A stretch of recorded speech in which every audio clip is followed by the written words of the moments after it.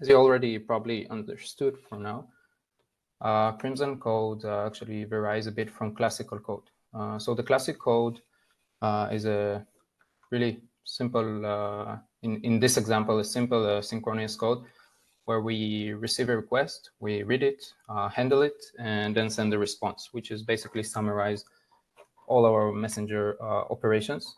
So in Crimson, it's a bit different. We work with the C* framework, which is mainly using futures and continuation. And you can see the syntax is a bit different.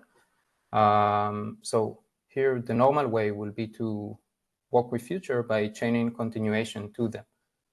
And the continuation is just a block of code, usually a C++ lambda expression that is called when the future is ready or it's assigned a value. And yeah, essentially, a continuation is a definition of an operation that executes when some other task or operation completes. So we can see the same code here, but with different syntax, and we will see it with the real source code. Now, just a quick question from the previous slide. It's not a bit dangerous to capture this pointer object in the lambda for the. This is just an example, and we may have it, like there might be some lifetime issues here with the request and so on. It's probably better to be moved and some other things. But with so yeah, this is just an example. But speaking generally, with capturing this, this should be okay. It allows us to use this class or this. This is a C++ referring to pointer to this class to allow us to use its methods. So it's not really an instance, a local instance that is on stack. So it's okay with specifically with this, but with con and request, I'm not sure what's going on there. We'll see it throughout the code, and probably if you see some issues there, might be worth to look into those. Okay, thank you. Sure. So I'll start with a classic and classical, always the operation message. One of the key components, as I say, in Ceph is the messenger. It handles passing message between daemons. And basically, it's our communication layer. There are various of messages, such as message of typing, message of getting the pool stats, and so on. One of the most important ones is the MOSD op, which we can see here. It stands for OSD operation. This message actually represents an actual RAIDOS operation. And this is where all the action happens in terms of read or writes requests. Simply saying, this is the IO request, which gets sent from the client to the OSD. And the message itself contains the object ID and a series of operation, delete, write, etc. So the requests are made as MOSD op messages, and the OSD will reply with an MOSD op reply. So the do op, or actually do request, again, simplified code just for presentation. Later on, we'll jump to the actual code. But as you can see here, we have a switch case to the actual message type, and we have various of those. But here we can only see the Ceph message OSD op, which brings us to do op function. So the do op function mainly consists 3 stages: the error checking phase.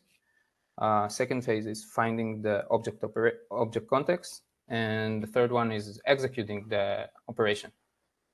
The first stage, the error checking one, will check whether the operation is sent to the right OSD, whether the operation is allowed, or check if the object itself is valid or the client is not blocklisted. After all those, we find the object context, where we will be concentrating here, and execute the operation. So this is do op. The 3 pieces here, the same as the previous slide. We handle error. Here we handle an error of an empty object name, which is not valid. We reply with an error back to the client. Second phase is finding the object context, which we will see next. And after obtaining it, we actually execute the operation. This is just explaining about what is the object context struct class is used for. I'll go over it quickly. This is a cached data structure that helps us to keep track of any object modification that are in flight. It's used to project the future metadata of the object after all the operation which are being done on this object will be complete without actually waiting for them to take place on disk. So, for example, if we have a read operation to an object and the read is in progress, and then we also have a write that comes through, it will hit the same object context and the same object context locks, and will know according to the read or write lock to block the write and wait for the read to finish, or vice versa.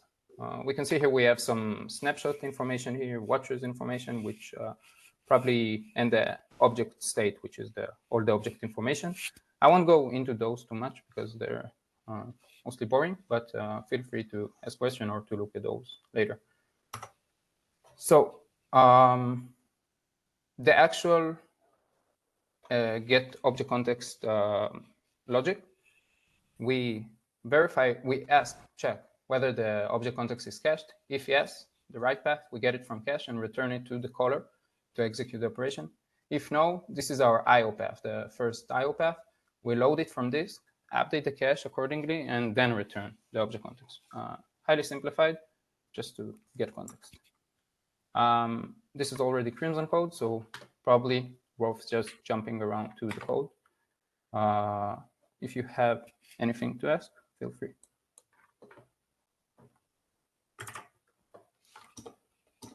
So as I've shown earlier, we have this switch case to handle the actual request. So in Crimson code, or actually I should go a bit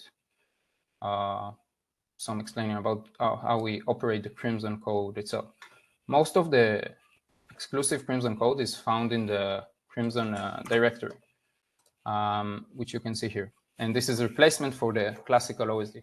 Now, all the common pieces and daemons should remain the same, meaning we reuse those. We don't rewrite the clients or messenger or monitor and etc.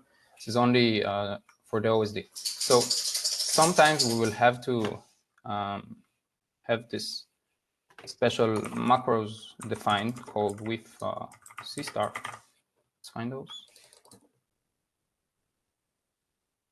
Let's say you can see it mostly in the common code, but let's say just opening up a random function.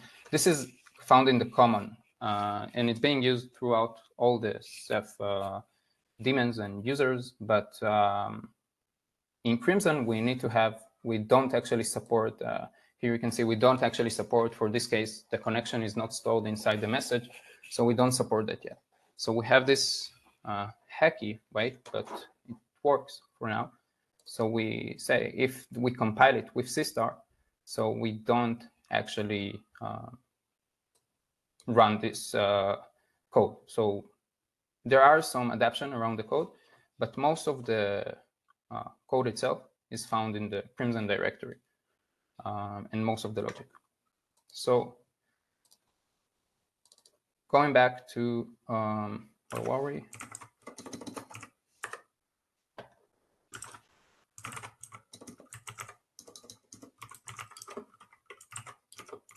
So we have this do MS dispatch, which is being used when we receive a message. And again, the famous switch case to know which message we now need to actually handle. So in our case, the message I was explaining is the Ceph message OSD up. And we have a special function to handle this one, and it's the handle OSD up. Handle OSD up actually starts a PG operation. PG operation is a common base for all Crimson OSD operations, and it provides an interface for registering operations in flight and dumping diagnostic information, just an abstract interface. So we will see how it's being used, how we handle this request. So the code is beginning to look terrifying. but try to stay with me. I'll try to make it as friendly as I can. And this is the main piece of handling the request. It is the process operation. One moment. So I'll show it. Throughout handling the request, we have these stages in Crimson, in the Crimson code. It's called the client request pipeline. It's actually documented fairly well in our documentation, but I'll go over it to explain how it's being used here. So in Crimson, just like in Classic, client request has data and order dependencies that we need to satisfy before we can actually process or we can begin processing the request. And one of the goals in Crimson is to preserve the same compatibility with Classic, with the existing OSD we have. So we must preserve this same semantics. So one example of those dependencies is the fact that OSD needs to have a specific version of an OSD map that matches the one used by the client. So if we try to find here the stage, we have this await map stage that actually wait for the OSD to obtain, for the PG in this case, to obtain the map that the client is having. We can see here that we get from the message that it's epoch. There are all sorts of stages, like wait for active, waiting for the PG to become active. The PG can be degraded and so on. So we don't want to start the request. Recover missing, etc., etc. We will concentrate on this get object context stage. I'll also note that if a dependency is not satisfied, we stop the processing. And the same applies to all the requests that come after this request, because they're in order, in a certain order. So let's concentrate on the piece where we need to obtain the object context. This is found right here. We go to our PG, and this is new code with Scrub. I'll concentrate on actually finding the object context. So we can see here we have a method called, we go to the PG and a method named with locked object context. The locked is referring to the locks I mentioned earlier, read, write, and so on, which locks we is used with this object. And after we get the object context from this method, it's returned right here. We continue to process the operation later on with this function called toProcess. But let's dive into this with locked OBC.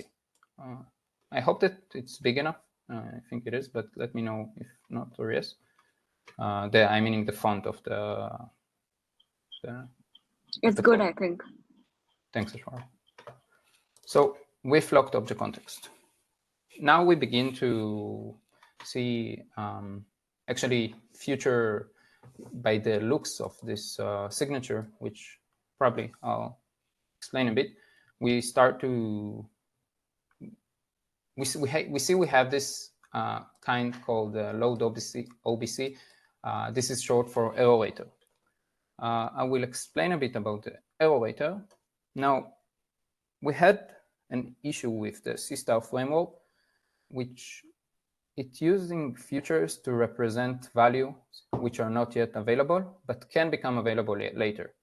So it can be, but another state beside of unavailable and having a value within it, there's also a failed state. That said, that while trying to calculate the future or to process it, an exception was thrown when computing it, and it was captured within this future instance using the C++ standard library exception pointer.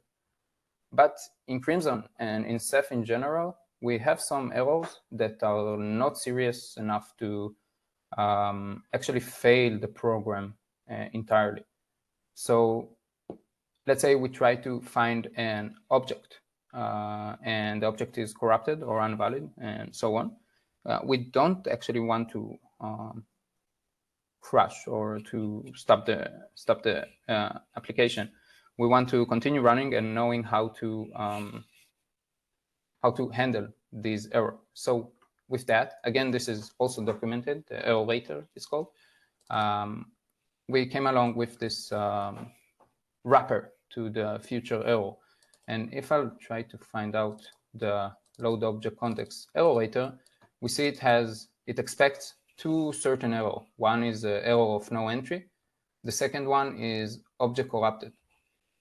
The cool thing about the error later is that we won't be able to actually compile the program if we won't handle these errors. Meaning while we write the code, we must have a handler for these errors. We must have a handler for no entry and a handler for object corrupted, which can save us some time, but it can also cause some compilation errors, the most common ones. So we've seen the error later type, and it's returning a future which carries no data type within it, just an empty future, meaning ready or not ready. So we'll go forward. We get the lock type, as I said, read, write, or exclusive, and we jump to our object context loader using the method with OBC, stands for object context. So let's jump to the object context loader. The object context loader is used by as the name suggests, to load object context, but we have various variants to what we actually want to load. So we can load the default one, the with object context, which is we see right now. Sometimes we want to use only the clone object context. Clone is referring to clone objects that is used for snapshots and etc. And there are some other entry points, but we'll go with the default one, which is with OBC.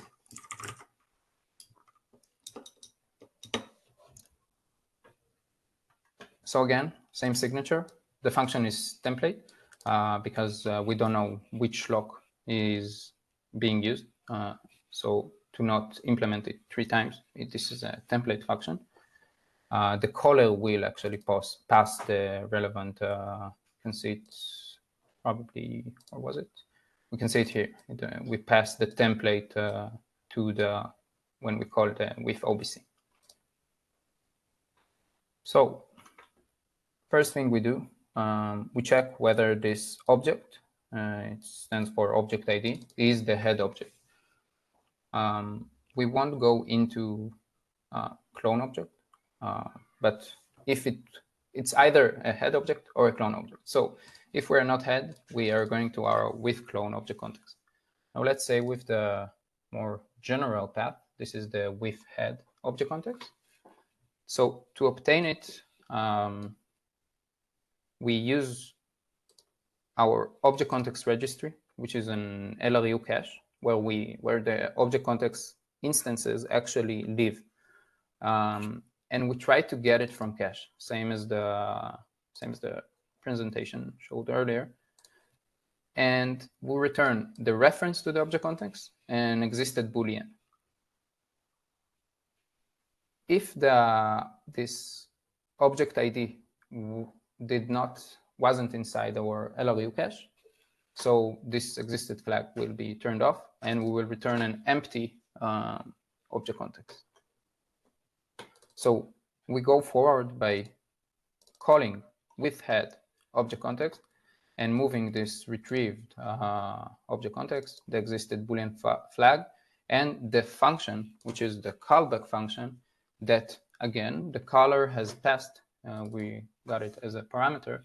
The caller has passed to us to apply on this loaded object context. So if we'll go again back, I'll go back and forth just to explain it better. We have this with locked object context, and this is actually the callback function, which we will use to apply this object context on top of it.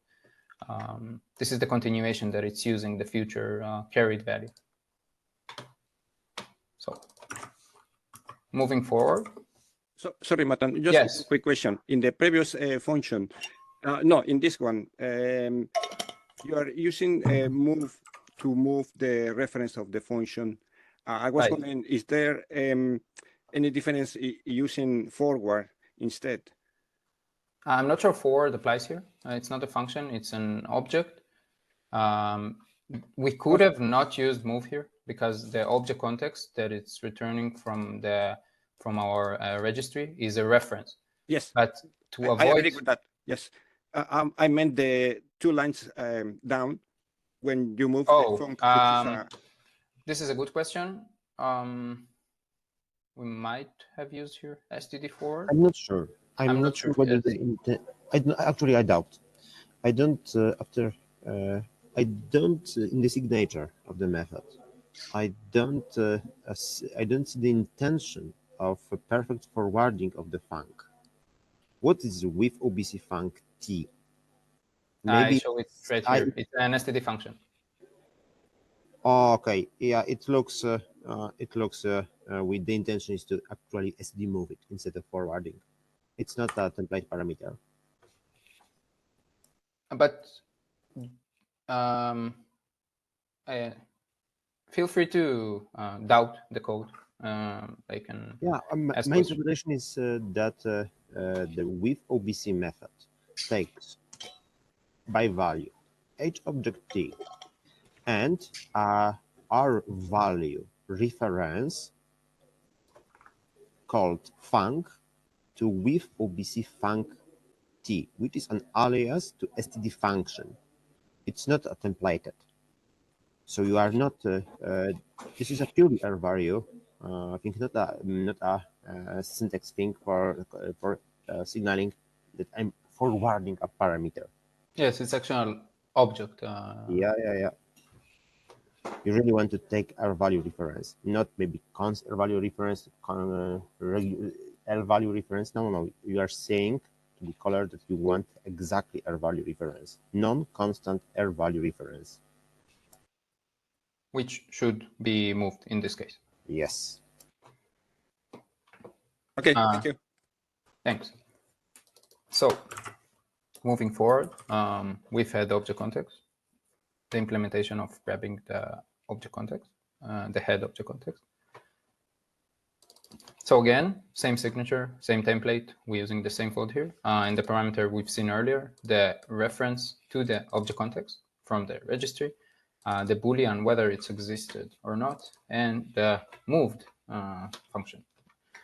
So after some debug messages to know that we are here, we get to the interesting bit, which is get or load. Get or load, by the name of it, is using, again, the object context and the existing flag to actually get or load the object context and to use it later. Here you can see it actually the function being, the object context being applied to the function which was moved until here. So let's see how get or load object context actually is implemented.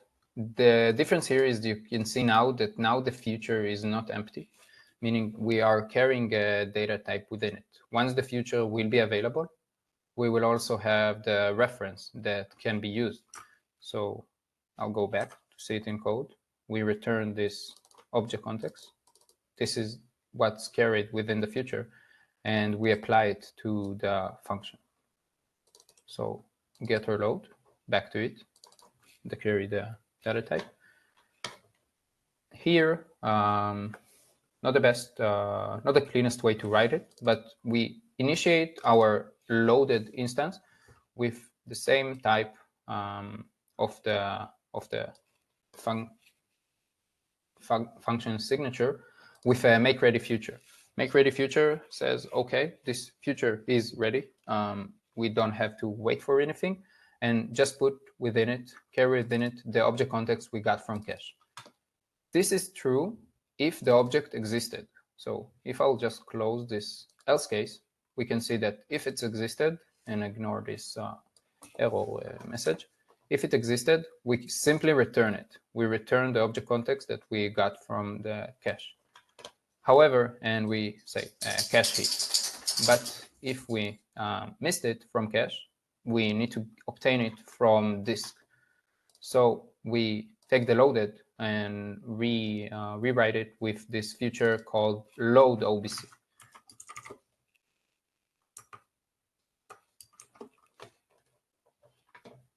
So load OBC, again, returning the object context ref, but now it won't be the one used in cache. It will be the one obtained from this. For this, we need to go to our backend. Backend is our class called PG backend, which is using our actual object store backend. I'll show it. And to load the metadata of object context ID. After we obtain it, some syntax that takes time to get used to, but this is the return type of this call. We, after getting it for head, we set it the head state, all the relevant metadata that we got from the loading it from the backend. This is the stands for metadata we got from loaded it from the backend. And after finishing with all of this, we can return the, again, with make ready future because it was already obtained from the backend. Let's take a look. We're getting closer to the actual call to the backend, to the disk, and this is where we're probably going to stop going deeper, as it stands for what we're interested in right now is the whole OSD, not the, we won't go into the actual backend. So again, we're still in the OSD, and we're in the function called the load metadata. And we can see here we have a call to the store. Store stands for the object store. At the moment in Crimson, we have native and alienize the object store backend. Native are one used by the and performing I/O using the C* reactor. We have for this CN store and C store. Confusing name, but they're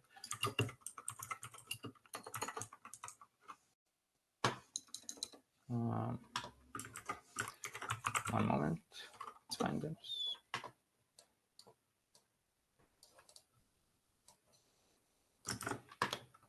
So we can see we have alien store and CN store and C store. A futurized store, as you can see from by the looks of it, is abstract class to allow us. We don't know which object store we are deploying the OSD with, so it's abstract and it's being used on when actually running on runtime. So back to our backend, we use the store to get the attributes, and this is our first actual I/O. After getting the attributes, which are, again, same pattern, are returned here in this attributes parameter, we go forward with the basic logic of actually constructing the object itself, which we will use to return it. Here you can also see that we have arrow, meaning if we couldn't find the object within this from this, we need to return an arrow. This is the object corrupted. This is the way we return it. And this will be handled by the caller of it. If I will go, no, let's leave it. Let's just finish up this row. So we loaded everything. We returned the object context loaded from disk, and we set it up in cache. Now, just to show the how we handle the errors. So in this case, we have this handle error interruptible, which actually handles the error. So in this case, we handle all the errors in the same way. We don't care if it's no entry, object corrupted, and etc. We just handle them all the same way. And we say we saw an error, and we return with reply with the same error code. I think this is like the most basic code walkthrough we can see around Crimson that involves a simple I operation. Let me know if you have any question. I think I won't go into more code than what we saw.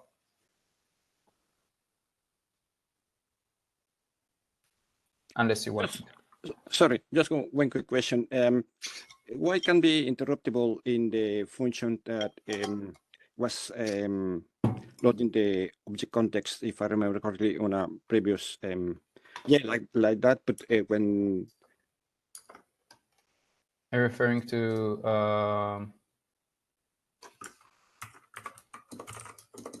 I'll go to the with object context, as you said.